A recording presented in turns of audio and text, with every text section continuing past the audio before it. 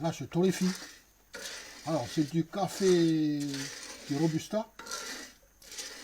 Du Robusta récolté la semaine dernière dans la tribu de Tionao.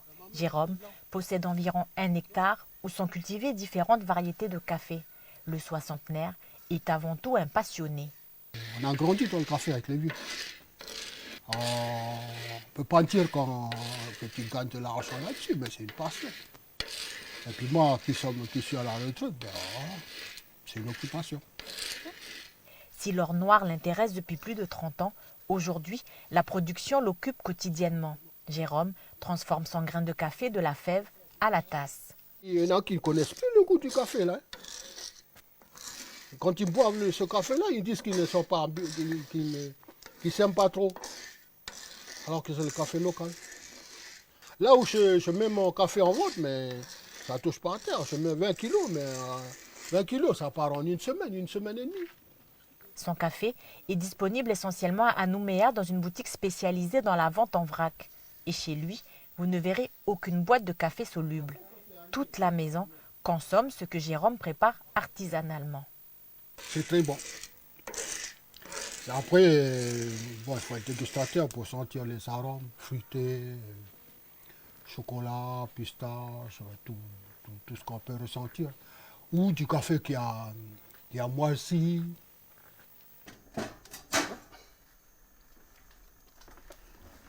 Ah mais c'est un couvercle de marmite en fait. En fonte.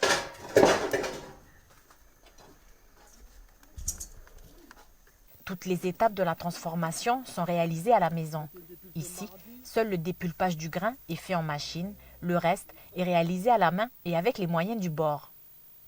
Mon café, il est torréfié pareil. Mais tu peux faire plusieurs marmites là-bas, mais la torréfaction, elle sera toujours la même. Et ça, il faut avoir l'œil, il faut avoir l'oreille.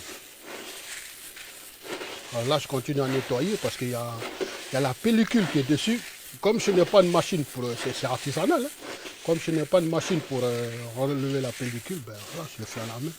Ensuite, voilà, il tombe. Pour Jérôme, boire ce café fait maison lui rappelle des souvenirs. Ça me ramène beaucoup en arrière, mais je vais dire, il est différent du café que l'on buvait à l'époque. Parce que les premiers cafés d'avant, c'est les vieux qui le buvaient. Quand tu passes le café le matin, ben les premières fleurs, c'est eux qui boivent. La première goutte, c'est eux. Et nous, on boit ce qui reste après, parce qu'ils disent toujours c'est trop fort. Ben, quand ils disent c'est trop fort, bon, c'est pas, c'est pourquoi. Et c'est quoi qui fait que ce soit comme ça? Ben, aujourd'hui, on connaît mieux. Enfin, moi, je connais mieux. Un savoir qui lui permet aujourd'hui de mettre du beurre dans ses épinards.